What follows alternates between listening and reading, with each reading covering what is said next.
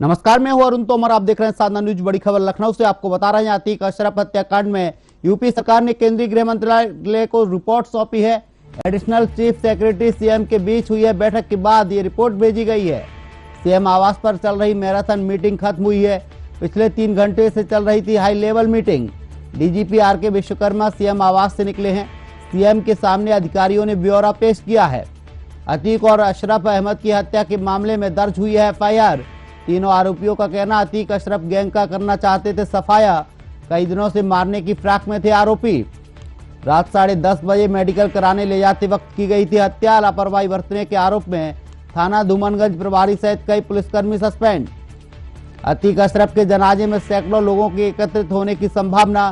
प्रयागराज प्रशासन पूरी तरीके से एक्टिव, धारा 144 लागू। बड़ी खबर आपको बता रहे हैं, लखनऊ से खबर है।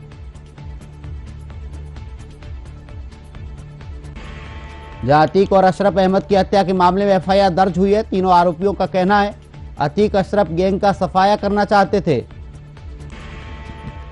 कई दिनों से मारने की फिराक में थे आरोपी। रात 10:30 बजे मेडिकल कराने ले जाते वक्त की गई थी हत्या। लापरवाही बरतने के आरोप में थाना धूमनगंज प्रभारी सहित कई पुलिसकर्मी सस्पेंड। अतीक अशरफ के जनाजे में सैकड़ों लोगों के एकत्रित होने की संभावना। प्रयागराज प्रशासन पूरी तरीके से एक्टिव, धारा 144 लागू की गई है।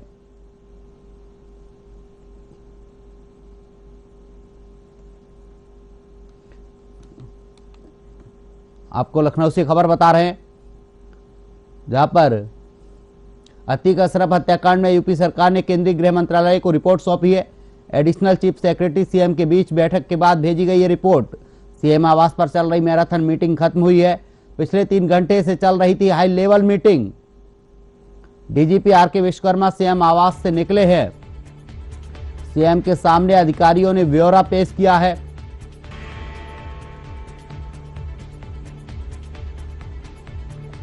इस खबर पर ज्यादा जानकारी के लिए सहयोगी संवाददाता पुनीत मोहन हमारे साथ लाइव जुड़ चुके हैं। पुनीत, ये जो हाई संपर्क टूट गया है, आपको बता दें लखनऊ से खबर है, जहां पर लापरवाही बरतने के आरोप में थाना धूमनगंज पुलिस प्रभारी सहित कई स्टाफ के कर्मियों को सस्पेंड किया गया है। अतीक अशरफ हत्याकांड में यूपी सरकार ने केंद्रीय गृह मंत्रालय को रिपोर्ट सौंपी है। सीएम आवास पर चल रही मैराथन मीटिंग भी खत्म हुई है। इस खबर पर हमारे साथ सहयोगी संवाददाता पुनीत मोहन जुड़ चुके हैं। पुनीत, जो मीटिंग चल रही थी वो खत्म हुई है, मीटिंग में क्या कुछ निर्देश दिए गए हैं? देखिए, कल देर रात्रि लगभग 10:30 बजे के करीब प्रयागराज में माफिया अतीक अहमद और उसके भाई अशरफ की मेडिकल कराने ले जाते वक्त हत्या कर दी जाती है। और इस हत्या के बाद में पूरे उत्तर प्रदेश में हाई अलर्ट घोषित कर दिया जाता है, क्योंकि माफिया अतीक अहमद, जो कि 5 बार का विधायक और पूर्व सांसद भी रहा है, और जिस तरीके से पुलिस कस्टडी के दौरान उसकी हत्या हुई है, कानून व्यवस्था पर एक बड़ा सवाल खड़ा हो रहा था। हालांकि रात में ही मुख्यमंत्री योगी आदित्यनाथ ने प्रमुख सचिव गृह संजय प्रसाद, डीजी शीतल प्रशांत कुमार और डीजीपी आर.के. विश्वकर्मा को अपने आवास 5 कालिदास मार्ग बुलाया था और पूरे मामले पर ब्यौरा मांगा था। देर रात्रि बड़ी कार्रवाई करी गई। धूमनगंज थाना प्रभारी सहित कई पुलिसकर्मियों को लाइन हाजिर किया गया, लेकिन जिस तरीके से पुलिस कस्टडी में मौत हुई है, 3 लोग आते हैं जो मीडिया कर्मी बन करके आते हैं, और उसके बाद एक शूट आउट होता है जिसका वीडियो भी सोशल मीडिया पर तेजी से वायरल हो रहा है, और पुलिस कुछ भी नहीं कर पाती। ऐसे में जो विपक्ष है वो तमाम सवाल खड़े कर रहा है, चाहे वो प्रियंका गांधी हो, मायावती हो या अखिलेश यादव हो। वो सीधे तौर पर ये आरोप लगा रहे हैं कि उत्तर प्रदेश में अब कोर्ट कचहरी की कोई जरूरत नहीं है, एनकाउंटर से ही हिसाब होगा, या इसी तरीके से अपराधियों के खिलाफ फैसले लिए जाएंगे। एक बड़ा सवालिया निशान खड़ा हो रहा है। लेकिन उसके बाद देर रात से ही 5KD यानी कि 5 कालिदास मार्ग मुख्यमंत्री आवास पर लगातार मीटिंग का दौर जारी है, और प्रदेश के जो बड़े अधिकारी हैं, चाहे वो गृह विभाग के हों या पुलिस के हों, वो लगातार पैनी नजर बनाए हुए हैं। रात में ही उत्तर प्रदेश पुलिस के बड़े अधिकारियों को स्पेशल विमान के द्वारा प्रयागराज भेजा गया है। वहां से उनसे हर 2 घंटे पर रिपोर्ट मांगी जा रही है। मुख्यमंत्री खुद इस पर अपनी नजर बनाए हुए हैं। आज के उनके जितने कार्यक्रम थे वो सब रद्द कर दिए गए हैं, और अपने दर्शकों को एक विशेष सूचना से अवगत करा दें कि जो भी मंत्री हैं उत्तर प्रदेश सरकार के, उनके आवास की सुरक्षा बढ़ा दी गई, क्योंकि उत्तर प्रदेश में नगर निकाय के चुनाव होने, ऐसे में टिकट मांगने वाले लोग अक्सर मंत्रियों के आवास पर देखे जा रहे थे। लेकिन आज से मंत्रियों के आवास की सुरक्षा बढ़ाई गई है, और केवल उन्हीं को प्रवेश दिया जाएगा जिनकी परमिशन होगी। इसके साथ ही मीडिया कर्मियों को पूर्णतः प्रतिबंधित कर दिया गया है। सुभाष कालिदास मार्ग पर किसी को जब अनुमति मिलेगी तो केवल वही बंदा जा सकेगा, और गेट पर जब उसका आइडेंटिफिकेशन हो जाएगा उसके बाद ही उसको अंदर जाने दिया जाएगा। बड़ा सवाल खड़ा हो रहा है कि एजेंसियों को पहले से इनपुट था, क्योंकि जो अतीक अहमद की पत्नी है उन्होंने सुप्रीम कोर्ट में याचिका दायर करके ये सवाल किया था कि उत्तर प्रदेश सरकार की जो पुलिस है उस पुलिस कस्टडी में ही अतीक की हत्या हो सकती है, ऐसी उनको शंका थी। उसके लिए उन्होंने एक याचिका भी सुप्रीम कोर्ट में दायर करी थी और वही होता है, अतीक और अशरफ की हत्या हो जाती है। अब इसके बाद जो कार्रवाई करी जा रही है, क्योंकि आज जहां पर असद अतीक का जो बेटा था उसको दफनाया गया था, वहीं पर अतीक और उसके भाई अशरफ को भी दफनाया जाएगा। कब्र भी खुदवा दी गई है और पोस्टमार्टम शुरू हो चुका है। ऐसे में हजारों लोगों के जनाजे में शामिल होने की सूचना थी, लेकिन पुलिस प्रशासन की सख्ती को देखते हुए फिर भी माना जा रहा है कि लगभग 200 से 250 लोग एकत्र हो सकते हैं जो चकिया मोहल्ले के आसपास के में। ऐसे में पुलिस प्रशासन प्रयागराज में खासा एक्टिव है, और जो कमिश्नर प्रयागराज हैं आज देर रात तक उनके ऊपर कार्रवाई हो सकती है, क्योंकि जो सीएम है वो खासा नाराज है। कार्यवाहक कमिश्नर नियुक्त किया जा सकता है प्रयागराज का, तेज तर्रार आईपीएफ को भेजने की बात की जा रही है। जी अरुण, बताया ये भी जा रहा है पुनीत के जो यूपी सरकार है उसने केंद्रीय गृह मंत्रालय को अपनी रिपोर्ट भी सौंप दी है। जी बिल्कुल, जिस तरीके से शूट आउट हुआ है उसके बाद मानवाधिकार आयोग ने और केंद्रीय गृह मंत्रालय ने रिपोर्ट मांगी थी उत्तर प्रदेश सरकार से, और उत्तर प्रदेश सरकार की जो सुबह मीटिंग चल रही थी मुख्यमंत्री की प्रदेश के बड़े अधिकारियों के साथ में, उसके बाद केंद्रीय गृह मंत्रालय को रिपोर्ट सौंपी गई है। और जिन लोगों ने हत्या की है उनका कोई मोटिव अभी खुल करके सामने नहीं आ रहा है, चाहे वो लवलेश तिवारी हो या उसके दो साथी हो, क्योंकि जिस तरीके से ये लोग बांदा कासगंज की तरफ से रहने वाले हैं और प्रयागराज से इनका कोई लेना देना नहीं है, और जो एफआईआर दर्ज हुई है जिसके आधार पर कहा जा सकता है, जिसमें साफ तौर पे लिखा है कि हम लोग अतीक अहमद और अशरफ को मार करके नाम कमाना चाहते थे, कभी कोई मोटिव क्लियर नहीं हुआ है। लेकिन प्रयागराज में उनसे पूछताछ करी जा रही है और एक बड़ी जानकारी निकल करके सामने आ रही है कि क्रॉस फायरिंग में लवलेश तिवारी को भी गोली लगी थी, उसका उपचार किया जा रहा है। हालांकि पूरे मामले पे उत्तर प्रदेश पुलिस सुस्ती साधे हुए है, लेकिन ये तय है कि एसटीएफ और क्राइम ब्रांच लगातार उनसे पूछताछ कर रही है, और जो आरोपी हैं वो आपराधिक प्रवृत्ति के हैं। इसमें से एक अपराधी के ऊपर 17 मुकदमे दर्ज हैं, और इनमें से कई अपने घर से बाहर रहते हैं, घर से इनका कोई लेना देना नहीं है। तमाम तरीके के जो सवालात हैं वो खड़े हो रहे हैं, और इसी के साथ ही सबसे बड़ी बात यह है कि आज अतीक और अशरफ का जनाजा उसी कब्रिस्तान में जाएगा जहां पर बेटे असद का जनाजा कल दफन किया गया था। सवाल खड़े हो रहे हैं कानून व्यवस्था के ऊपर, विपक्ष सवाल खड़े कर रहा है, और सीधे तौर पर प्रदेश सरकार मोटिव जानना चाहती है हत्यारों का कि उन्होंने हत्या आखिर क्यों करी है। जी अरुण, पुनीत बताया ये भी जा रहा है कि आरोपियों ने पूछताछ में बताया है कि वो कई दिनों से अतीक और अशरफ को मारने की फिराक में थे, लेकिन मौका पाते ही उन्होंने फायरिंग की है जिसमें अतीक और अशरफ की मौत हुई है। जिस तरीके से जो पूछताछ में निकल करके सामने आया है कि लगभग 7-8 दिन से वो डेरा डाले हुए थे। ये भी कहा जा रहा है कि उन्होंने अपने बयान में ये कहा है कि अतीक और अशरफ ने बहुत से निर्दोषों की हत्या करी है, हम इनसे बदला लेना चाहते थे, हम नाम कमाना चाहते थे, अतीक को मारने का मुझे आगे फ्यूचर में बहुत फायदा होगा, लेकिन हमें मौका नहीं मिल पा रहा था। और कल देर रात जब मेडिकल करा करके इनको बाहर लाया जा रहा था उस समय हमको मौका मिल गया और हमने वहीं पर शूट आउट को अंजाम दिया। हम मीडिया कर्मी का भेष रख करके वहाँ की जो लोकल मीडिया है और जो मीडिया नोएडा, दिल्ली या देश के अन्य प्रदेशों से प्रयागराज पहुंचा हुआ है उनमें घुल मिल गए थे, उन्हीं के साथ वो लगातार रेकी कर रहे थे, लेकिन हमें मौका नहीं मिल पा रहा था। सबसे बड़ा सवाल ये खड़ा होता है कि अतीक अहमद और अशरफ जिसके आसपास सैकड़ों पुलिसकर्मी थे, ये लोग पिस्टल लेकर के जाते हैं मीडिया कर्मी बन करके, लेकिन पुलिस इनको जान नहीं पाती। और जिस तरीके से वीडियो देखिए कि ये लोग लगातार फायरिंग कर रहे हैं और पुलिस लास्ट में केवल सरेंडर करवाती है। बड़ा सवाल खड़ा हो रहा है कानून व्यवस्था को लेकर के, और इस पूरे मामले को मानवाधिकार ने स्वतः संज्ञान लिया था, केंद्रीय गृह मंत्रालय ने लिया था, उत्तर प्रदेश सरकार से रिपोर्ट मांगी थी और उत्तर प्रदेश सरकार ने अपनी रिपोर्ट सौंप दी है। हालांकि अतीक और अशरफ के परिवार का अगला कदम क्या होगा जिसकी अभी जानकारी नहीं मिल पाई है, क्योंकि अतीक की जो पत्नी है वो उमेशपाल हत्याकांड में वांछित थी, काफी दिन से फरार चल रही थी, लेकिन बताया जाता है कि कल जब ये शूट आउट हुआ है तो वो वहां पहुंची है, तो उसके बाद उन्होंने सरेंडर कर दिया है। अब अगला कदम अतीक के परिवार की ओर से क्या होगा, क्योंकि परिवार में अब केवल अतीक की पत्नी शाइस्ता परवीन, उनका एक बेटा उमर जो पहले से जेल में और 2 बेटे नाबालिग जो नाबालिग जेल में है। अब अगला कदम क्या होगा इस पर अभी कुछ शुरू करके नहीं कहा जा रहा है, लेकिन व्याप्त है चकिया इलाके में जहां का वो रहने वाला था। धूमनगंज और चकिया की कोई खासा दूरी नहीं है। कल पूछताछ के लिए इनको पुलिस लेकर के गई थी, क्योंकि पुलिस ने कोर्ट से इनको 4 दिन की रिमांड पे लिया हुआ था, और एक वहां पर पुराना खंडहर मकान है जहां पर पुलिस को लेकर के गई थी, वहां से 2 पिस्टल भी दोपहर में बरामद करी थी। तमाम तरीके के सवाल खड़े हो रहे हैं कि जब पुलिस कस्टडी में व्यक्ति था जिसको रिमांड पर लिया गया था, उस उसी दौरान मेडिकल कराने उसको लेकर के जाते हैं। रूटीन चेकअप होता है, कोई भी अगर कस्टडी में रहता है, रिमांड पर रहता है, तो उसका एक रूटीन चेकअप कराया जाता है ताकि उसका स्वास्थ्य ना बिगड़े। और इस दौरान हमलावर एग्रेसिव हो जाते हैं, मौका पा जाते हैं और इस तरीके से कांड को अंजाम देते हैं। अब कानून व्यवस्था पर सवाल खड़े हो रहे हैं, लेकिन इसी के साथ ही उत्तर प्रदेश के मुख्यमंत्री स्वयं इस घटना पर पूरी तरीके से नजर बनाए हुए हैं और जो बड़े अधिकारी हैं, वरिष्ठ अधिकारी, चाहे वो गृह विभाग के हों या फिर पुलिस के हों, लगातार पैनी नजर बनाए हुए हैं और कुछ अधिकारियों को प्रयागराज भी भेजा गया है। जी देखा जाए पुनीत, तो बताया ये भी जा रहा है कि आज अतीक की पत्नी सरेंडर कर सकती हैं, हो सकता है वो अतीक के जनाजे में शामिल हों।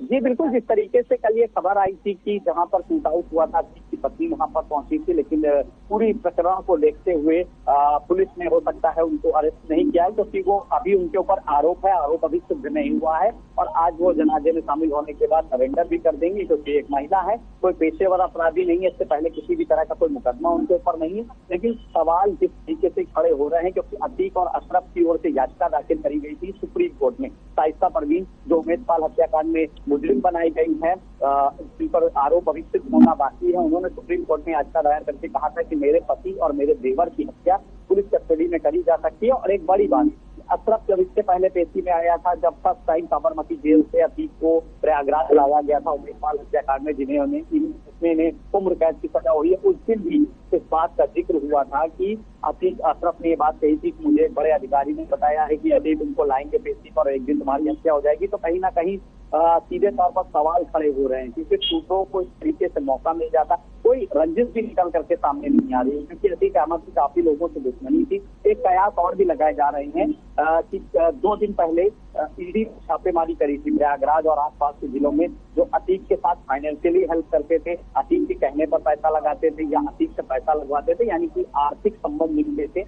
ऐसे में कई लोगों के नाम निकल करके सामने आ सकते थे, क्योंकि जिन सूत्रों ने हत्या करी है उनके पास से जो पिस्टल बरामद हुई है वो विदेशी पिस्टल है। ऐसे में किसने उनको विदेशी पिस्टल पहुंचाई, किसने उनको करेक्ट लोकेशन बताई, क्योंकि वो लोग प्रयागराज के रहने वाले नहीं थे, किस तरीके से उन्होंने सबूत रेकी करी, तमाम सवाल खड़े हो रहे हैं। हालांकि ये सब जांच का विषय है और एसटीएफ और यूपी पुलिस की क्राइम ब्रांच टीम लगातार जांच कर रही है और जल्द ही खुलासा होने की उम्मीद है। जी पुनीत, देखा जाए तो बताया जो अतीक के बेटे हैं कुछ बाल सुधार गृह में हैं, कुछ जेल में है, क्या वो उनके जनाजे में सम्मिलित हो पाएंगे? देखिए, सीधे तौर पे जिस तरीके से असद का जब जनाजा आया था तो अतीक और अशरफ को भी शामिल नहीं होने दिया गया था।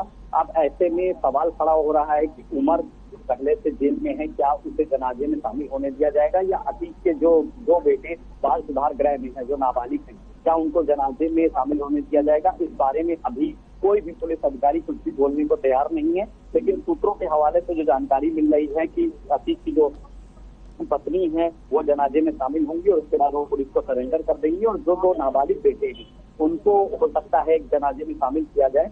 जैसा कि मैंने आपको बताया कि इंटरनेट सेवाएं पूरी तरीके से प्रयागराज में बंद कर दी गई हैं और इस पूरे प्रकरण पर कोई भी पुलिस अधिकारी कुछ भी बोलने को तैयार नहीं है। और इसके साथ ही किसी भी तरह का कोई प्रदेश में हरकत न होने पाए, इसको लेकर के उत्तर प्रदेश पुलिस पूरी तरीके से एक्टिव है। कल देर रात ही, क्योंकि रमजान का वक्त चल रहा है, देर रात सड़कों पर भीड़ रहती, कई शहरों में कई ऐसी जगह है जहाँ की मार्केट रात भर खुली रहती। कल पुलिस ने सब जगह सख्ती बरती है और जो लोग भीड़ लगा करके खड़े हो रहे थे उनके ऊपर कार्रवाई करी गई है। ये कार्रवाई इसलिए भी है क्योंकि उत्तर प्रदेश में निकाय चुनाव है, धारा 144 लागू है। ऐसे में अगर कहीं पर भी 2 या 5 से ज्यादा लोग दिखाई देते हैं तो पुलिस कार्रवाई कर सकती है। राइट पुलिस को और कल इस तरीके के कांड होने के बाद पूरा Uttar Pradesh police alert mode पे है। जी पुनीत, बताया भी जा रहा है जो आरोपी है उन्होंने दोनों की हत्या करने के बाद जय श्री राम के नारे लगाए और वहीं पर अपने आप को सरेंडर किया था।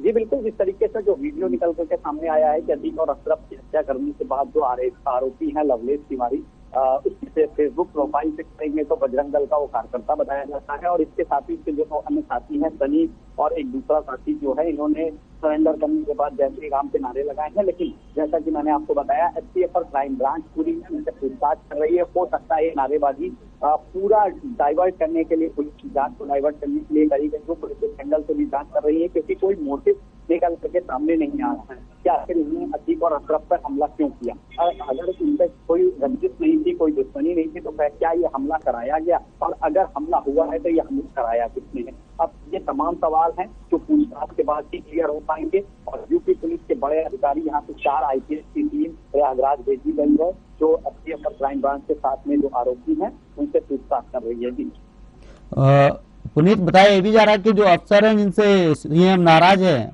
उस अफसर को भी सीएम ने बदलने की कवायद शुरू कर दी है। जी बिल्कुल, जिस तरीके से जो प्रयागराज के कमिश्नर हैं उनके ऊपर कार्रवाई हो सकती है, गाज गिर सकती है, क्योंकि पुलिस कस्टडी में दो ऐसे लोगों की हत्या हो जाना जो चर्चित थे। एक तरफ वो माफिया था तो दूसरी तरफ 5 बार का वो विधायक था और एक बार कूद से सांसद भी चुना गया था। अतीक अहमद और उसके भाई अशरफ की पुलिस कस्टडी में हत्या हो जाती है और हत्या से ज्यादा जो वीडियो वायरल हो रहा है कि लगभग 25 से 30 पुलिसकर्मी उनको घेरे हुए थे, उसी बीच 3 लोग आते हैं और 15 राउंड फायरिंग होती है। 0 पॉइंट से अधिक गोली मारी गई है, सीधे कनपटी पर लगा करके पिस्टल फायर किया गया और उसके बाद जब अशरफ पीछे मुड़ता है तो उसके पहले कमर पे गोली मारी जाती है और फिर पेट और सीने में गोली मारी जाती है और तत्काल दोनों की मौत हो जाती है। ऐसे में बड़ा सवाल खड़ा होता है, लेकिन अतीक अहमद के माफिया था, जमीन कब्जाना, हत्याएं कराना अतीक अहमद का पेशा था। 100 से ज्यादा मुकदमे अतीक अहमद के ऊपर दर्ज थे और दर्जनों ऐसे मामले थे जिसमें लोगों ने FIR नहीं कराई थी। पुलिस इस एंगल से भी जांच कर रही है, क्योंकि जब अतीक पर शिकंजा खाता था तो कहीं कोई ऐसा व्यक्ति तो नहीं था जो अतीक अहमद से पीड़ित था, जिससे किसी परिजन की हत्या अतीक अहमद या अशरफ ने कराई हो, उसने बदला लिया हो। तमाम एंगल से पुलिस जांच कर रही है और उम्मीद है कि जांच के बाद जल्दी इसका खुलासा होगा। जी, क्या अतीक अहमद और अशरफ का पोस्टमार्टम हो गया है? कितने बजे तक उनको दफनाया जाएगा? कितने लोगों को शमशान में जाने की इजाजत दी गई है? 5 डॉक्टरों का पैनल अतीक अहमद और अशरफ का पोस्टमार्टम कर रहा है। पूरे पोस्टमार्टम की वीडियोग्राफी कराई जा रही है ताकि अगर उत्तर प्रदेश पुलिस को, उत्तर प्रदेश सरकार को या परिवार के किसी जन को कोर्ट इत्यादि जाने के लिए अगर वीडियोग्राफी की जरूरत हो तो वो उन्हें मिल सके और पूरी ट्रांसपेरेंसी रहे जांच में, क्योंकि सवाल खड़े हो रहे हैं सरकार की सुरक्षा को लेकर के कि जिस व्यक्ति के साथ में 25-25 पुलिसकर्मी हो वहाँ 3 अनजान लोग आकर के हत्या कर देंगे। लेकिन इसके साथ ही जो बड़े सवाल खड़े हो रहे हैं वो ये हैं कि किसके इशारे पर अतीक और अशरफ का मर्डर हुआ है और जय श्री राम के नारे क्यों लगाए गए, धार्मिक एंगल देने का प्रयास क्यों किया गया है। अतीक अशरफ के साथ में बड़े तार जुड़े हुए थे, कई बड़े नेताओं के नाम थे, कई बड़े बिजनेसमैन के नाम थे। 3 दिन पहले ईडी ने बड़े उद्योगपतियों के घर पे छापेमारी करी थी। कहीं उद्योगपतियों से अतीक के रिश्तों का भंडा फोड़ न हो जाए, उसको लेकर के अतीक को तो खामोश नहीं कर दिया गया। तमाम सवाल खड़े हो रहे हैं और इन सवालों का जवाब तभी मिलेगा जब पुलिस की पूछताछ पूरी हो जाएगी।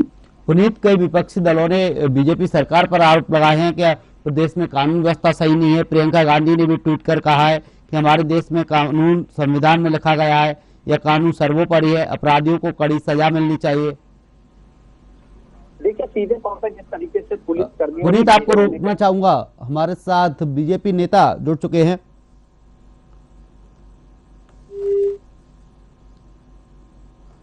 राहुल सिंह राणा जी हमारे साथ जुड़ चुके हैं, बहुत बहुत स्वागत है राहुल जी आपका साधना न्यूज में। जी प्रणाम। उत्तर प्रदेश में आखिर क्या चल रहा है? दिन दहाड़े गोली मारी जा रही है, पुलिस सुरक्षा को भेद कर गोली मारी जा रही है, हत्यारे वहीं पर खड़े होकर सरेंडर कर रहे हैं। जी, कैसे काम चलेगा ऐसे उत्तर प्रदेश में? इसी तरीके से कानून व्यवस्था, लॉ एंड ऑर्डर कायम रहेंगे?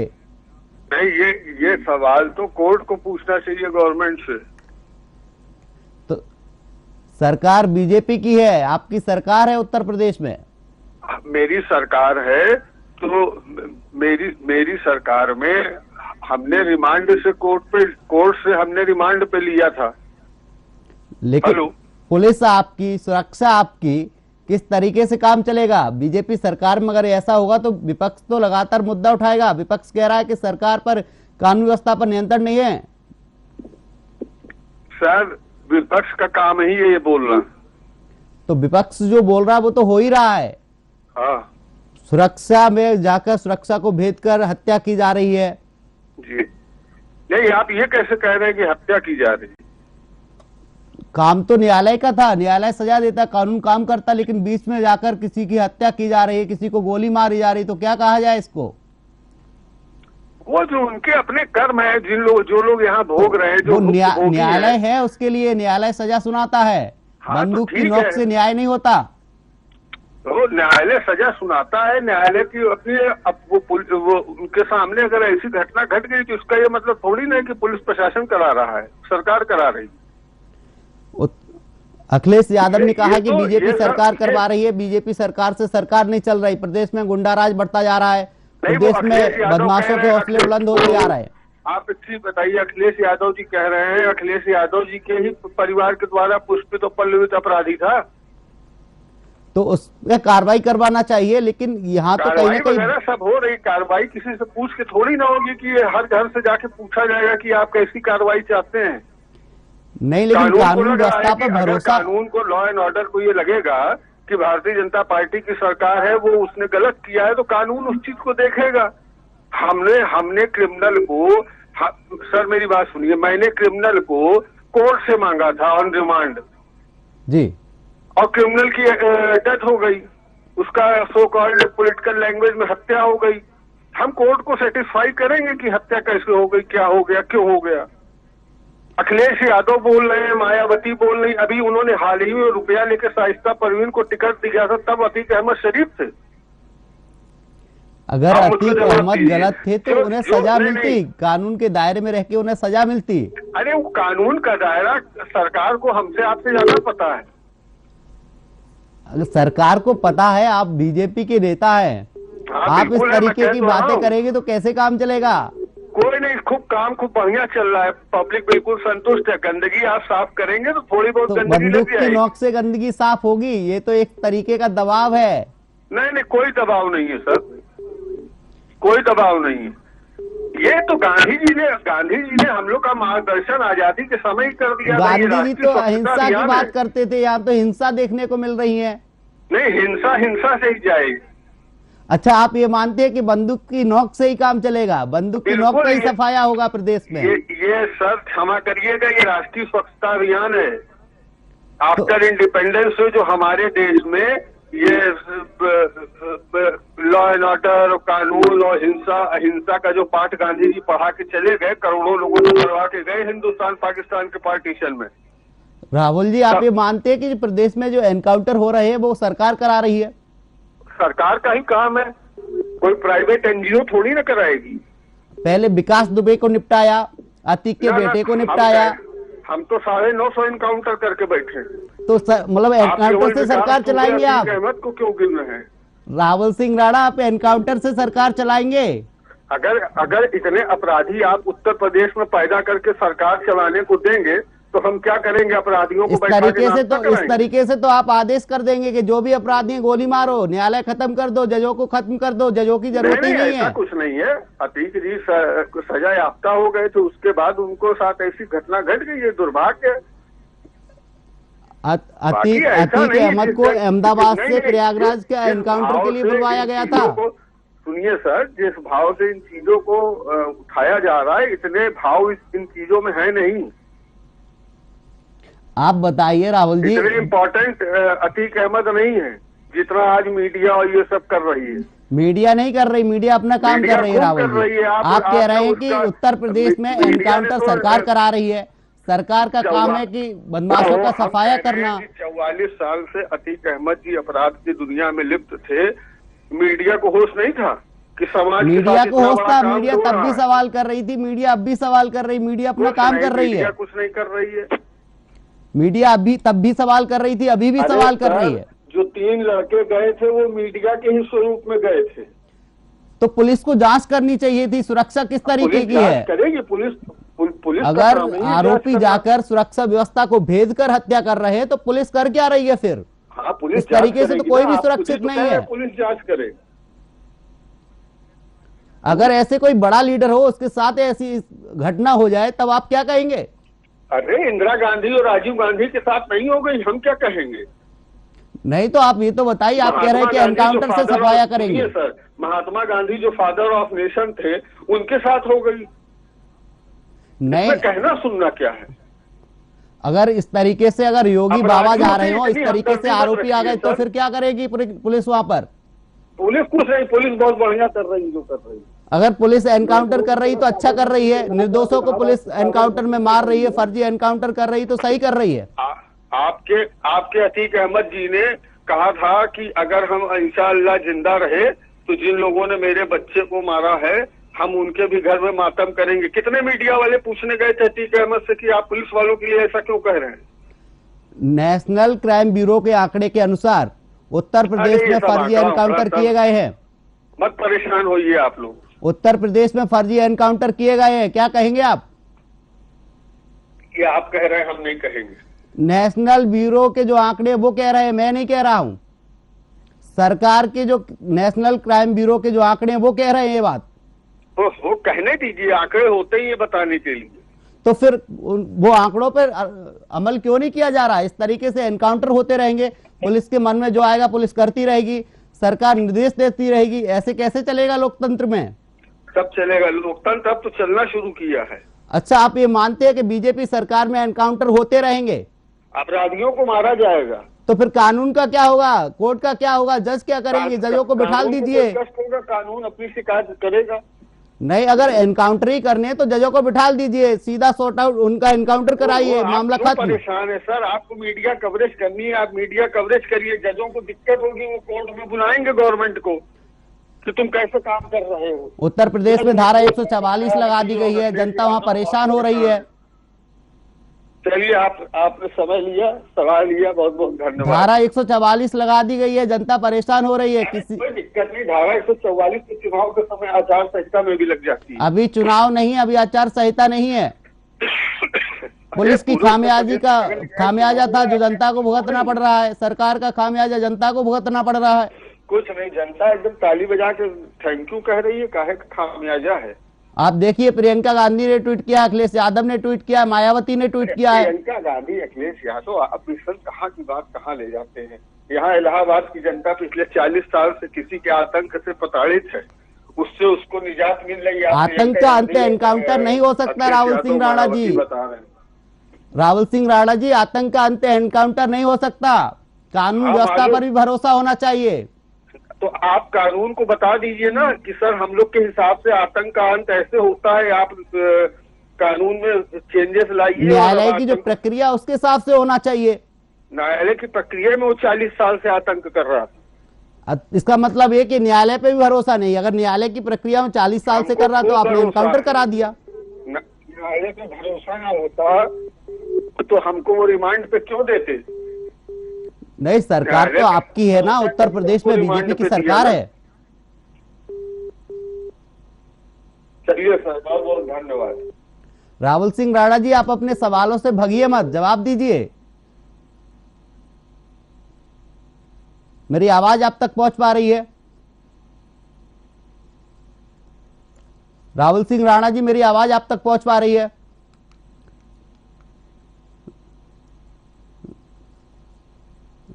संपर्क टूट गया है। आपको बता दें, उत्तर प्रदेश से एक खबर है जहां पर तीनों आरोपियों का कहना है कि अतीक अशरफ गैंग का सफाया करना चाहते थे। कई दिनों से माने की फिराक में भी थे आरोपी। और इस पर हमारे साथ राहुल सिंह राणा जुड़े हुए थे, जो कह रहे थे कि बदमाशों का अंत एनकाउंटर से करेंगे, एनकाउंटर से सफाया होगा। आपको बता दें, अतीक अशरफ के जनाजे में सैकड़ों लोगों के एकत्रित होने की संभावना जताई जा रही है। प्रयागराज प्रशासन पूरी तरीके से एक्टिव है। धारा 144 लागू की गई है।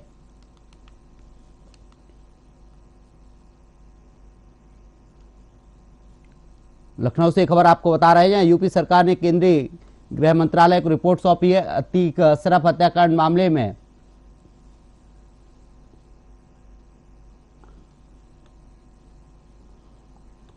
आपको बता दें, बीजेपी नेता राहुल सिंह राणा ने बयान दिया है। उन्होंने कहा है कि एनकाउंटर से ही बदमाशों का सफाया करेंगे। जो उत्तर प्रदेश में एनकाउंटर हो रहा है वो बीजेपी करवा रही है, क्योंकि सपा कार्यकाल में ये लोग उफन रहे थे, जिन्हें अब बीजेपी दबाने का काम कर रही है। उन्होंने यहां तक कह दिया कि न्यायालय में 40 साल से मामला चल रहा था, कुछ नहीं हुआ। बीजेपी की सरकार आई, जो भी माफिया उनका खात्मा किया जा रहा है, बदमाश है उनका खात्मा किया जा रहा है।